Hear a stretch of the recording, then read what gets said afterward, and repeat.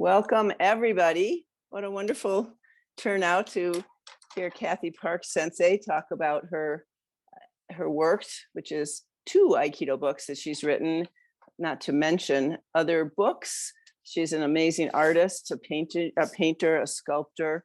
I always say I don't know whether I love Kathy more or respect her more deeply. She is just an amazing human being and artist and Aikidoist. And I'm really happy that we get to talk with her today. So welcome to everybody. And if you're listening to this on the recording, what we are doing, we being Aiki Extensions, which is a national nonprofit that has been around since 1998, extending the principles and practices of Aikido into all kinds of realms in the world. According to O-sensei's vision of Aikido as medicine for a sick world.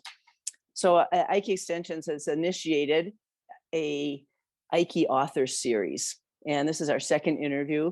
There are some really wonderful Aikido books that are out there and new books that are out there. And so we wanted to spotlight the books and the authors, to talk with the authors of the books and really bring out how relevant Aikido is in our world today.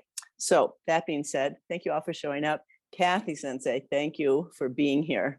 It's my pleasure. Yeah, My so just pleasure.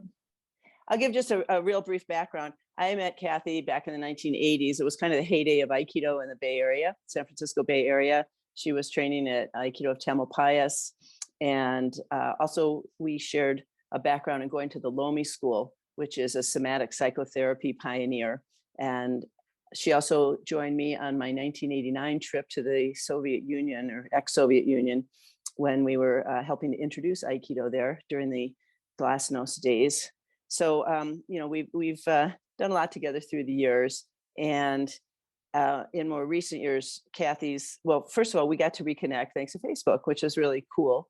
And I highly recommend that you go to Kathy's website, which we'll put in the chat, and go through her portfolio. You will just be blown away when you see her artwork. And in addition, I recommend her books. So she's written 2 Aikido books. One is called Aikido Off the Mat, that I actually had the honor to write the foreword for. There it is. Thank you, Kathy. And Aikido Off the Mat sounds just like Aiki Extensions, obviously. And then the second book is called Bowing into Sensei Glioblastoma. And if you don't know what glioblastoma is, it's the most aggressive and honestly deadly form of brain cancer. So 4 years ago in July, Kathy started having a little problem with her left hand, and 3 weeks later was diagnosed with glioblastoma and went through brain surgery. I talked to her the day before, and she just was the most fearless, clear warrior I really had ever spoken with. She was like, I don't know if I'm going to be here tomorrow. I don't know if we're going to talk after this surgery. I don't know if I'm going to be dead or alive. I don't know if I'm going to be a vegetable or not. And here she is almost 4 years later, which is approaching part of the record breakers in terms of survivors of glioblastoma to this point. So with all that said, Kathy, welcome. Thank you, Jamie, for putting this together, and all of Aiki Extensions. The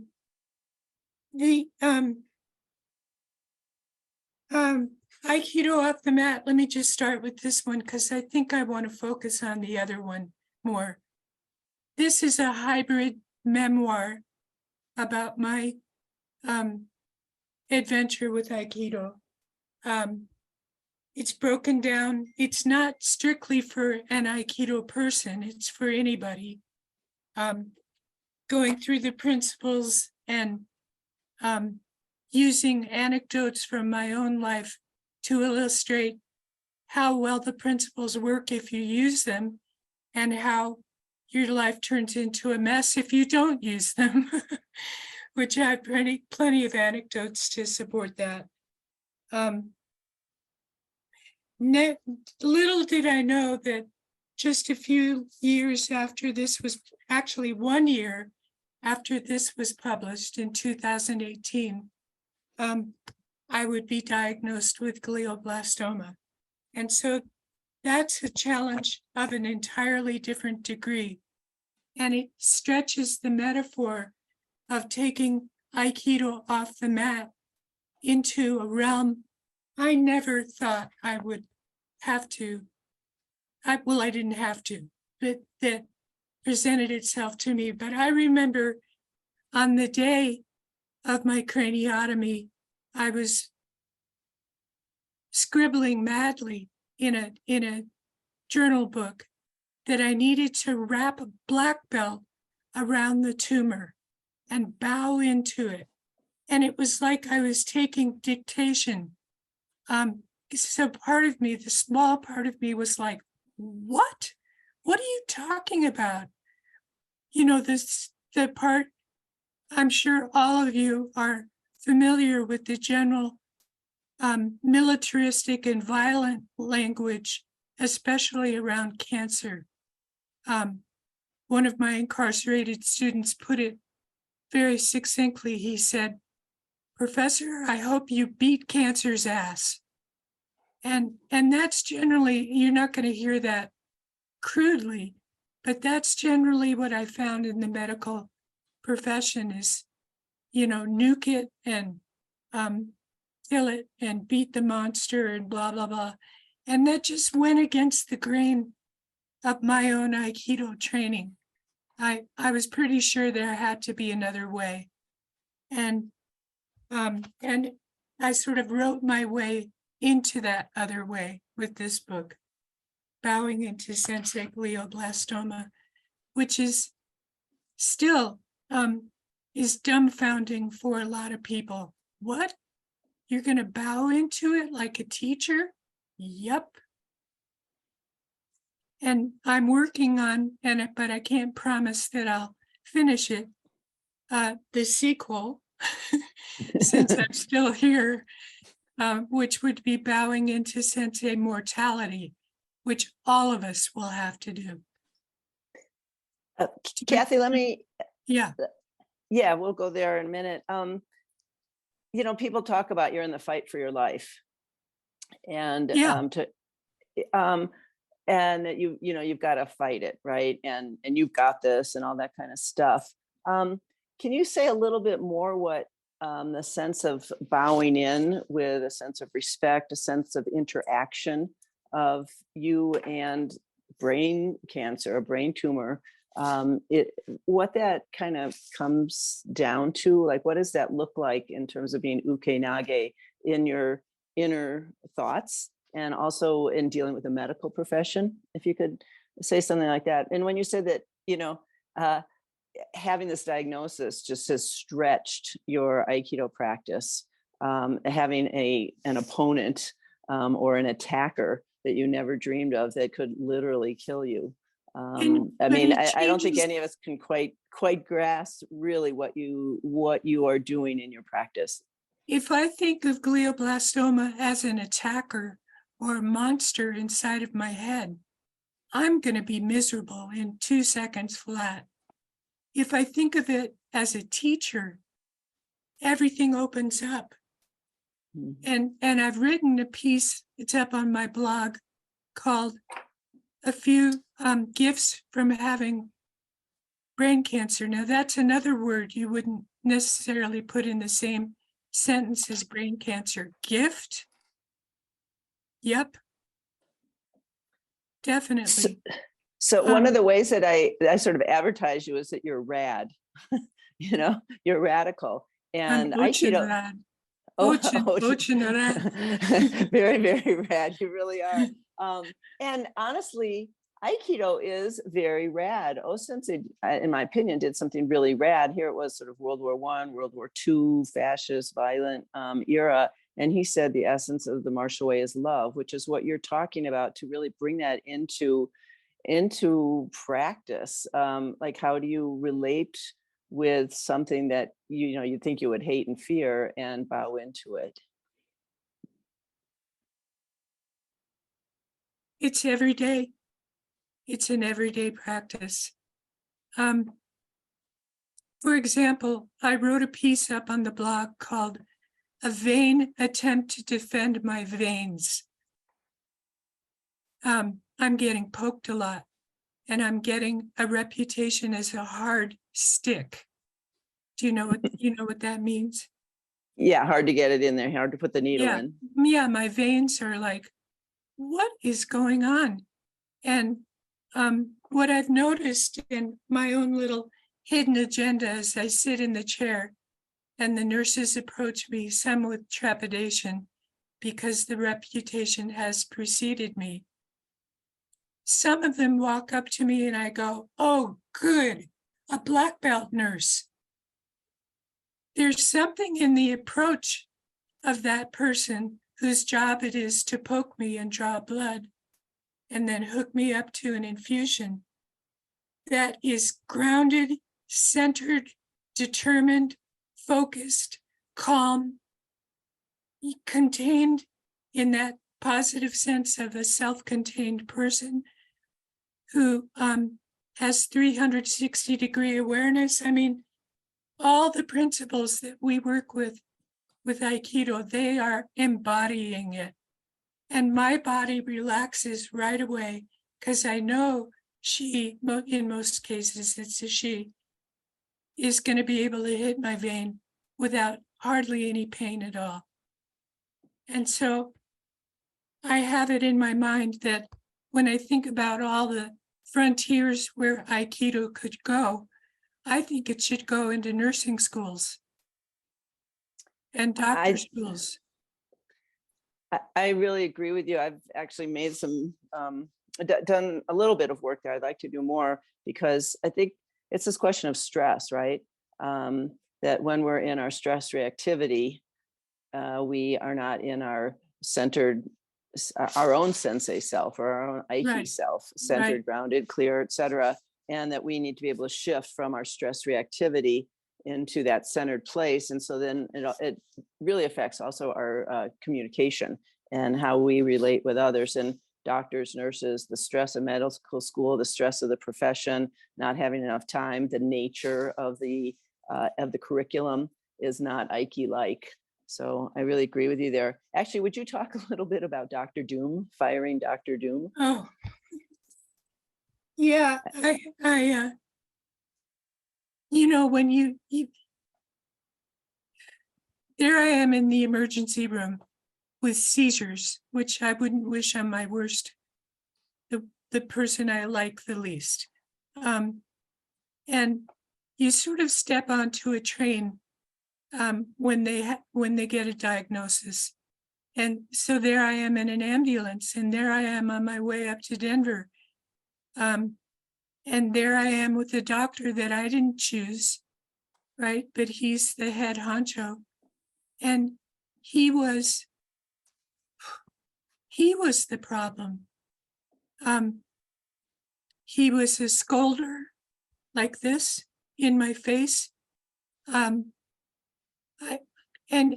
when you're in that position and you've just been given a devastating diagnosis, a death sentence, some would say, some part of you numbs out.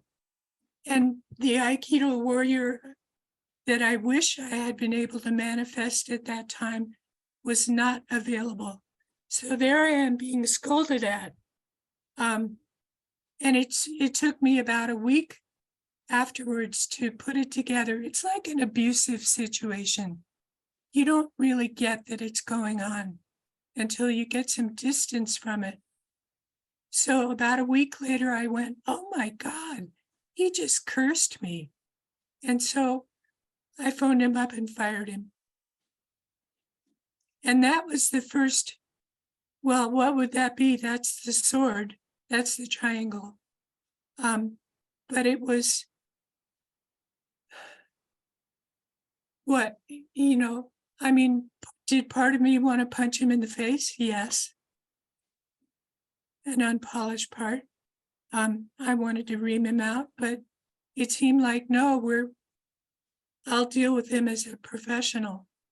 And the letter went on further than that I realized that I could see his stress and his confusion and maybe despair. Imagine being an oncologist day in and day out, dealing with people who have horrible prognoses. Am I saying it right? Yeah. You'll hear me. get dyslexic pretty soon here, I think. um, and so I turned it around and I said, I think you need to go on a vacation, go fishing, stop being an oncologist for a while, or else you're going to burn out. And that to me is talking to someone on the same level. You know, I trusted my own intuition and perception. And I'm doing that with every doctor now, because I've gone through a few of them. That's the only one I fired, but yeah. So it seems like you're practicing Aikido, not in the dojo and doing all the ikkos and nikkos right now, but you have so much Aikido training in your body, under your belt, and in your consciousness. And that in writing your books, you really are trying to bring some messages to the world. We've talked about that a little bit. I wonder if you could address, what are you really wanting to say through your books and through interviews like this? Because I know you have some really powerful messages for all of us who practice Aikido and who don't. Well, take it out into the world, like Sensei said. Do the work. Do the work. Take it into places where it is not, like Ukraine, like Ethiopia, like prisons. My students are all incarcerated. You might have to disguise it a little bit, as I learned being a volunteer in a women's prison. You can't just trot it out and go, I'm going to teach Aikido. Well, what's Aikido? It's a martial art. End of the interview. Goodbye. You can't say that. You have to say it's moving meditation. It will help your prisoners be more content, which is true. So you have to learn. Sometimes it's pretty awful language, like the buzzword that got us into the women's prison years ago was a passive security device. That makes me want to puke, but the administration understood that language, and anecdotally, it was true that by introducing grounding, centering, meditation, the basic shapes of Aikido, the women were much more able to make healthy choices about how they responded to the stresses of prison. This is one of the books on my website is a free PDF, and it's about my 4 years of teaching inside of a federal women's prison. It's called Soaring Over the Wall, and you can find it on the website. So you're talking about blending at an amazing level, as well as blending with the prison administration or with your medical condition. But also entering into it. So entering into it, brain cancer. Well, guess what I've been reading? Books about the brain. I mean, you have to go into it, towards it, which sounds counterintuitive to most people, but to Aikido people, that would make sense, right? Irimi. I mean, I get too many thoughts going on. The other thing that was a revelation for me was to realize that my sensei, glioblastoma, is, they cut out most of it, but it's still trying to live. And what is it exactly? It's star stuff. And what am I? Star stuff. And what are each of you? We're all made of the stuff of stars. So it's not alien. That's been a helpful reminder. It's not alien. And I write letters to my tumor, to my glio, dear glioblastoma. And I basically one of them, they're all up there on the blog too, and in the book. I laid that out and I said, Sensei, we are made of the same stuff. You have your challenges, I have mine. But I want to point something out to you, which is that if you found yourself a nice, warm, cozy place to live and grow, but if you grow too much out of balance with me, your partner of star stuff, you're going to kill me. And if you kill me, you're going to die. So let's come to some amiable agreement where we both get to live. And that's sort of where we are right now. I've been clear many times, not consistently and not for one time I was clear for a year, according to the MRI. That's kind of unheard of for this diagnosis. And I've been taking a long drug holiday, not that kind, Quentin, a holiday from drugs. Because of shifting doctors. That's another story. And another thing to do Aikido with. We've lost our local oncologist, and the hospital has not been able to hire a new permanent one. So I've had to go shopping for a new oncologist and then get them all to work together. It's been kind of a slog, if you know what I mean, but I've had plenty of practices on the mat that felt like a slog. I just want to go back for a minute, because what you said about the oneness, basically, that we're all made of the same stuff, even our, and your conversation about, hey, if you kill me, you can't live either. And like, so that we all can live is so profound. I mean, I really wish the whole world would hear that. And when I talk about being rad, taking oneness to such a level and to be in conversation like that is, I just think, so profound. It kind of takes my breath away, I really must say. Yeah. I could go on talking with you. I want to see if anybody wants to ask a question. Maybe we can look in the chat or just unmute yourself if you have a question for Kathy. And also about, and I also do want to give you a chance to talk a little bit more about bowing into sensei mortality, which is the next level. So if anybody has a question, go ahead.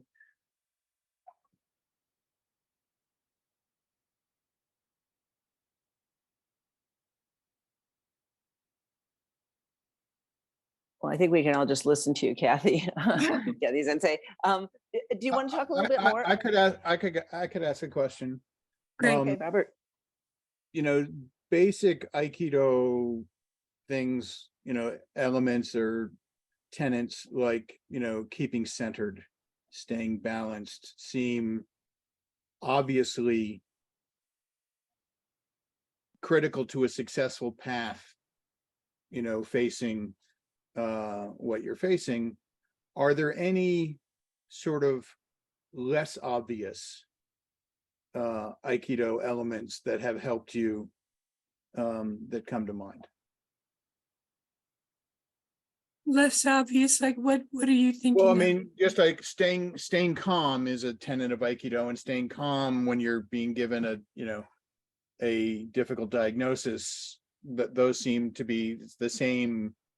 Staying calm is valuable observation. Is there anything you bring from your experience on the mat that you would not have thought would be really valuable, but has turned out to be really valuable? Yeah. I don't know that there would be, but yeah, I think I mentioned it about going towards it.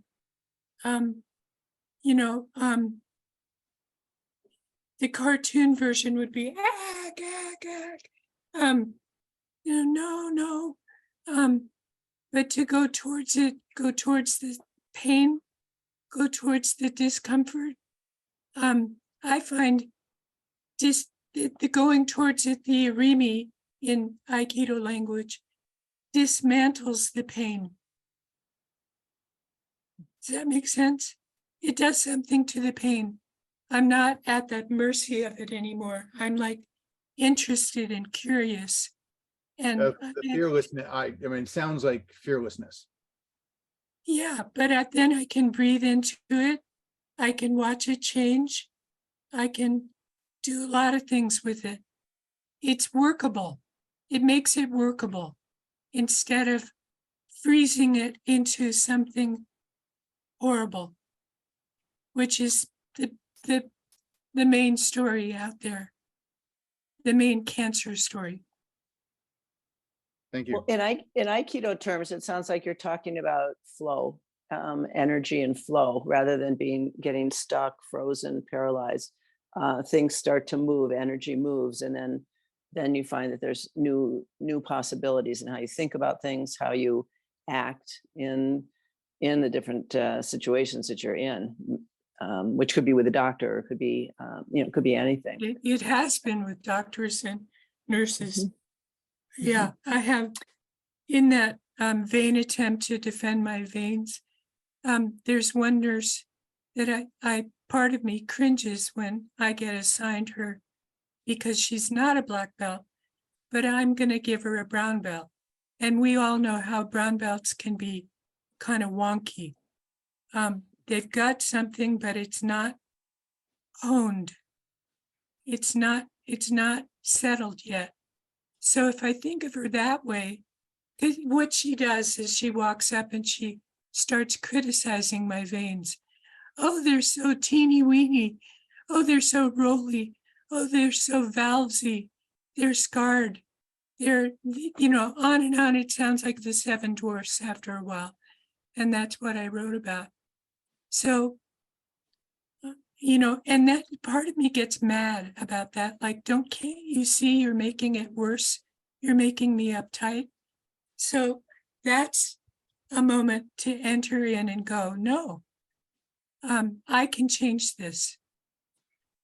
I can change this by maybe artfully, if I can, asking her to listen to herself, maybe change positions, and suggest to her that if she kept her back, another Aikido principle, if she approached me without criticism, that I might be a lot more easy to stick. So I fantasize about training black belt nurses to be good phlebotomists from the chair. Awesome. How can you talk about, and Janice's question, and also just about entering into mortality, facing death. And Janice's question? Yeah, hi. Kathy, you're such an inspiration, and the way you can take the Aikido and when it really, really matters, use it. But there's so many people, not to feel judgy about it, but there's a lot of people who are really advanced in Aikido who, when it comes to real life and real situations, they don't take it off the mat and use it. Can you see anything in Aikido training methods that can make people more able to do what you're doing? Hopefully not in your situation, but what is keeping people from taking it off the mat despite really high levels of Aikido proficiency? Senseis. I mean, that's the easy question, easy answer. But I would say, as if you are still a practicing sensei, which I hope you are, I'm not,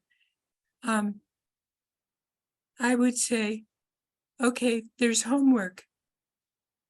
There's homework off the mat. I want you to figure out where to take Aikido, where it's never been before. That sounded like Star Wars, didn't it? I have a former student, Keith and Kat, you're still here. Tim is now a, what's it called? He's a co-responder for the local police force, unarmed. but using his counseling skills and his Aikido skills, and he's also a big guy, to read and defuse the situation before the cops jump out of the car with all of their, you know. And Tim, so that's his job, is to diffuse the situation before it even comes to something. So that, and Kat, I see you're holding your baby girl, you know, teach your kid. Have them grow up with Aikido. Jamie, I know already everyone knows what Jamie's doing, right? Taking Aikido into war-torn countries, into Ukraine. I mean, it's not about Ikkyo, Nikkyo, Sankyo. It's about community.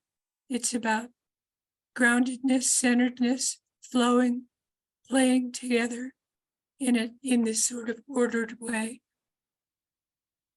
Beautiful. I've used it all the time when I visit my horse. Where else? Families, relationships, businesses, workplaces. I just would challenge all of you who are still teaching to challenge your students to take Aikido where it has never been before. Maybe we can use that as our new byline. Robert's president of Aiki Extensions, is to take Aikido where it's never been before. I mean, yeah. I mean, I just want to give you a megaphone and bow into Kathy Park Sensei. Honestly, I really feel that way. And I want to encourage businesses.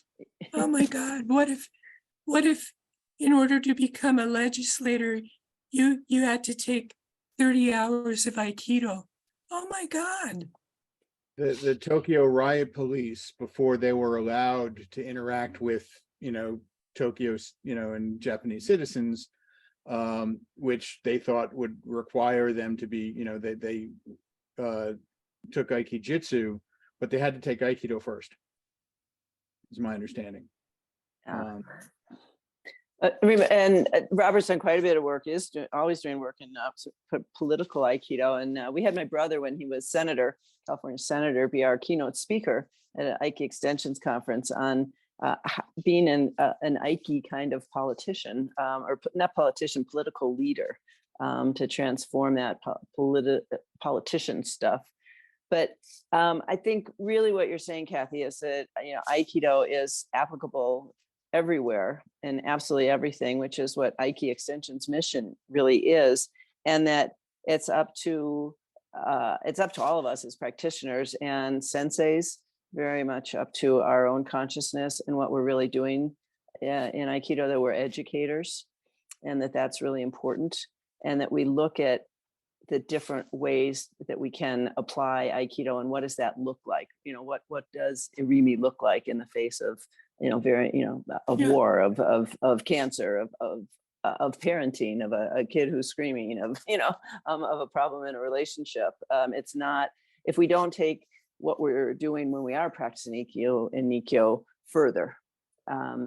So your books, I just want to say, in Aikido Off the Mat, is got so many stories, and you stop and say, here's a story, here's a story, here's a story, to illustrate every point that you're making. And with bowing into Sensei glioblastoma, you really, I think, give us really detailed examples of how to apply Aikido in real life. And I want to thank you for that, and encourage everybody to go and get those books and read them. They're also beautifully written. Kathy is an artist in every single cell of her being, and it comes out whether it's in her paintings, her sculptures, and also in her writing, is just pure artistry. So I want to thank you for that, Kathy. Thank you. And yeah, and thank you for your message. Thank you for taking time to be with us.